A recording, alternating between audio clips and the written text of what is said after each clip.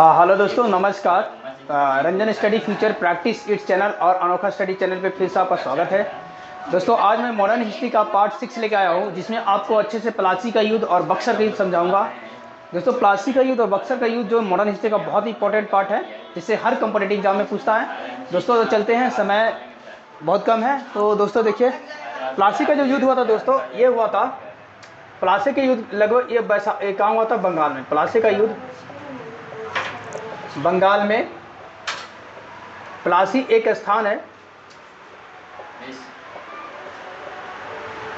जो भागीरथी किनारे बसा है। भागीरथी, जो भागीरथी नदी के किनारे बसा है। दोस्तों, इस युद्ध का सबसे बड़ा इंपॉर्टेंट क्या था?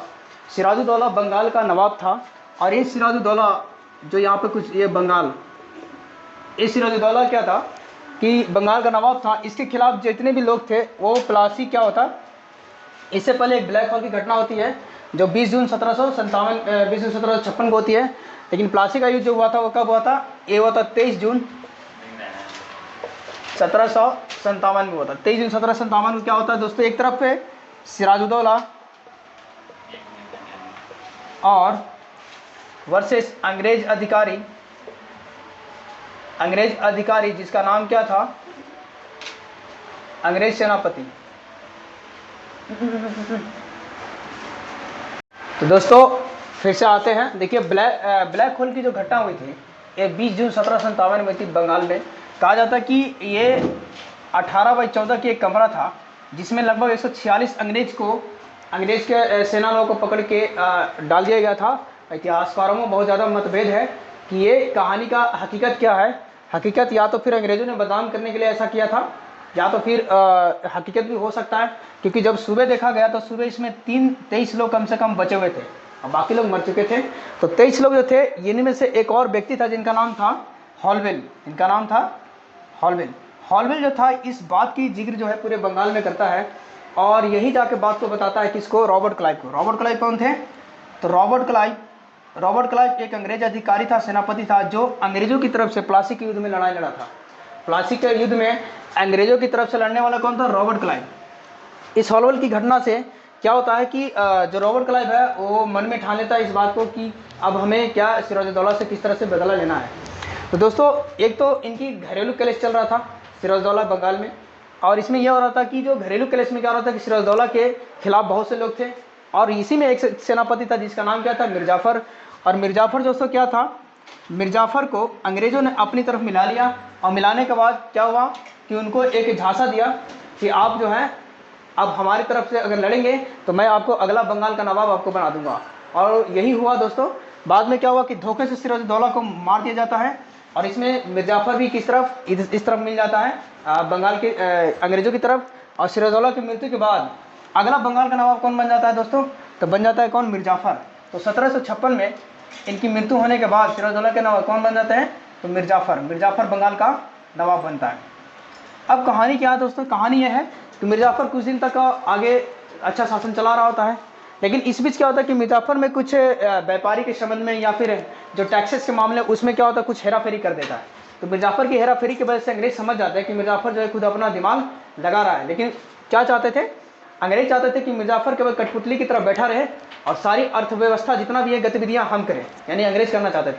लेकिन यहाँ पे मिर्जाफर कुछ गड़बड़ करता है, जिसकी वजह से क्या होता है कि अंग्रेज फिर इनको हटा दिया जाता है। अंग्रेज मिर्जाफर को हटा के, और इनका दामाद, मिर्जाफर का जो दामाद था, जिनका नाम क्या था? मीर कासिम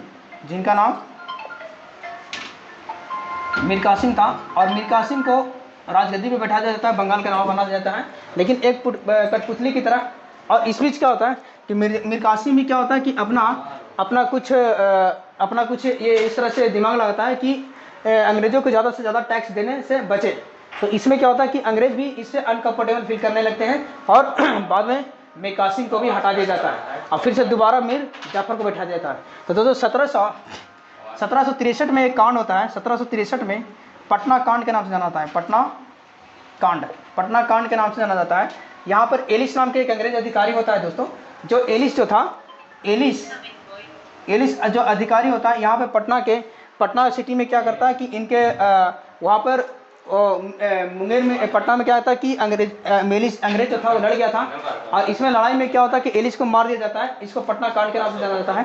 तो दोस्तों इसके बाद अब आगे चलिए, आगे अगर देखते हैं तो आगे इसमें क्या होता है दोस्तों कि जो कहानी है पटना कांड के बाद से 1764 में, यानी कि आप देखे जाए तो 20 या 22 अक्टूबर के आसपास, अक्टूबर में 20 या 22 अक्टूबर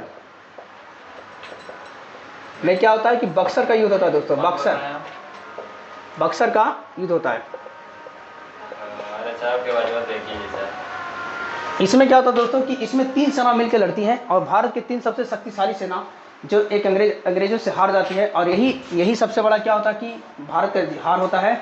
और अंग्रेज इस युद्ध के बाद, इस युद्ध को जीतने के बाद अंग्रेज जो है पूरे देश में अपनी पूरी कब्जा करके बैठ जाता है और शासन व्यवस्था को अच्छे सुचारू रूप से चलाना शुरू कर देता है। तो दोस्तों एक क्वेश्चन पूछता है कि ऐसा कौन सा युद्ध था जिसको निर्णायक युद्ध माना गया था। तो निर्णायक युद्ध किसको कहते हैं, तो बक्सर के युद्ध को कहा जाता है। तो बक्सर के युद्ध को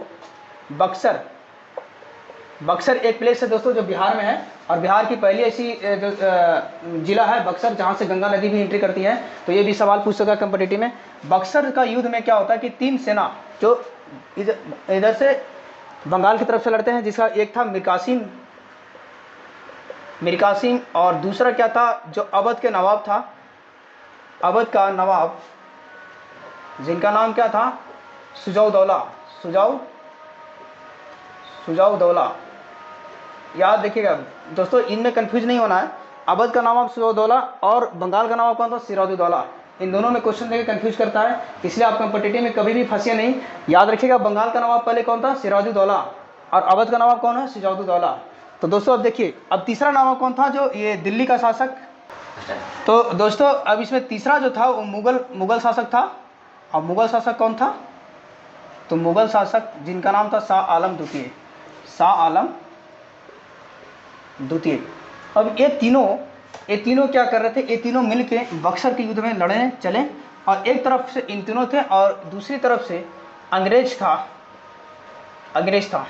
ठीक है, तो इसमें अंग्रेज जो था इस समय सेनापति अंग्रेज का कौन था, हेक्टर मुनरो।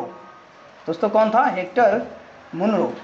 और हेक्टर मुनरो पहले ये मद्रास के गवर्नर हुआ करता था, जो बाद में रॉबर्ट क्लाइव ने सोचा कि अगर मैं एक युद्ध को लड़ा, बंगाल में प्लासी का युद्ध को जीता हूँ, तो अकेले मैं 3 राजाओं से नहीं जीत सकता। इसलिए इन्होंने क्या किया कि हेक्टर मुनरो को इन्होंने इन्फॉर्मेशन भेजा और हेक्टर मुनरो को बुला लिया, और बक्सर के युद्ध में अंग्रेज की तरफ से हेक्टर मुनरो लड़ता है। और ये दोस्तों ये जो 3 शासक थे, इस लड़ाई को तीनों शासक क्या हुए, इस लड़ाई को हार गए। और हार जाने के बाद क्या होता है कि अंग्रेज जो है पूरी तरीके से भारत पे कब्जा कर लेता है, और बंगाल, कलकत्ता और मुंबई, ये तीनों जगहों को अपनी कब्जे में कर लेता है, और पूरे व्यापार को अपने तरफ से अपने तरीके से चलाना शुरू करता है। इस समय बंगाल जो अंग्रेज था उसको खुली आसमान मिल गए थे, अंग्रेजों को खुली आसमान मिल गया, और वो बहुत ही शानदार तरीके से अपना शासन व्यवस्था चलाने लगता है। तो ये बक्सर का युद्ध था दोस्तों। अब बक्सर के उससे क्वेश्चन कैसे पूछता है दोस्तों, ये बक्सर प्लेस कहाँ था, बिहार में, और प्लासी कहाँ था, बंगाल में। प्लासी का बंगाल का नवाब उस समय कौन था, सिराजुद्दौला, जो प्लासी का युद्ध हुआ था। और इसमें तीनों जो युद्ध था, मीर कासिम निर्णायक, सबसे निर्णायक युद्ध था, निर्णायक।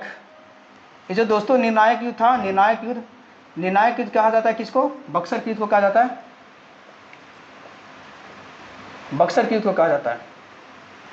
और इस युद्ध के बाद अंग्रेजों को खुला आसमान मिल गया और हमारे देश पे कब्जा कर रहे हैं। दोस्तों अब मैं इसका अगला पार्ट जो है मैं पार्ट 7 करके लेके आऊँगा। तो दोस्तों मुझे उम्मीद है कि आप इस वीडियो में समझोगे, जो भी तथ्य हमने लिखाया है बहुत इंपॉर्टेंट है, हर एग्जाम में पूछता है। तो दोस्तों अगले बार मुझे उम्मीद है आप शुरू से अंत तक वीडियो देखेंगे और शेयर, लाइक, सब्सक्राइब जरूर करेंगे। दोस्तों धन्यवाद, जय हिंद।